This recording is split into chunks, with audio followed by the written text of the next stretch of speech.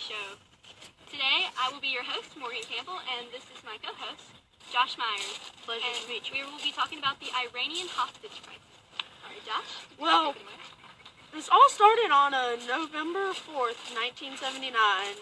An angry mob of young Islamic revolutionaries overran the U.S. Embassy in Tehran, taking more than 66 American hostages to a captivity, and they were stuck there for 444 days. And now, you have something to say about it? So, the students vowed not to release the Americans until the U.S. returned the Shah for trial. Along with billions of dollars they claimed he had stolen from the Iranian people. Carter felt like their return was his personal responsibility. On November 11th, he embargoed Iranian oil. On the 17th, the Khamenei, or the Iranian leader, announced that all female, African-American, and non-U.S. citizens would be released from captivity. But even after that, there's still 53 in captivity.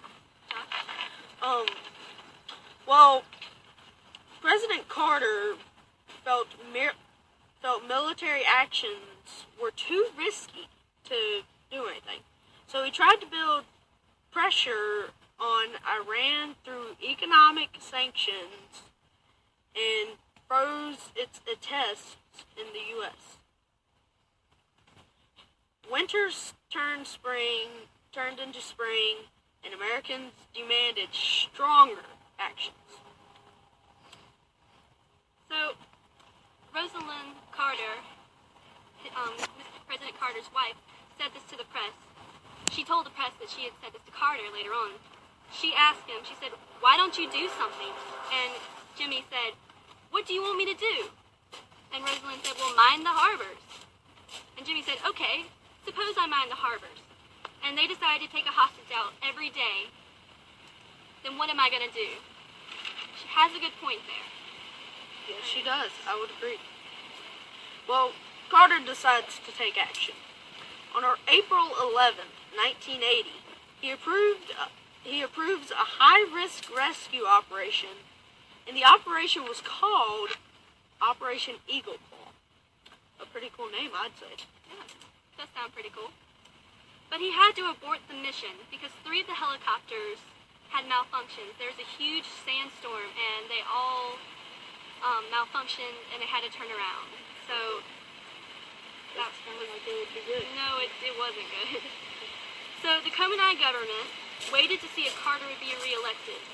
And several minutes after Ronald Reagan had his inaugural address, he had won by a landslide. They freed all the hostages.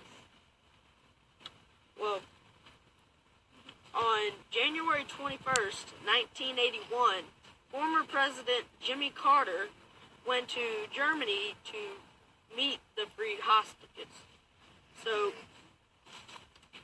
and he did take it as his personal responsibility. Well, we will be taking calls now. Okay. So How did the Iranian just call in. Yep.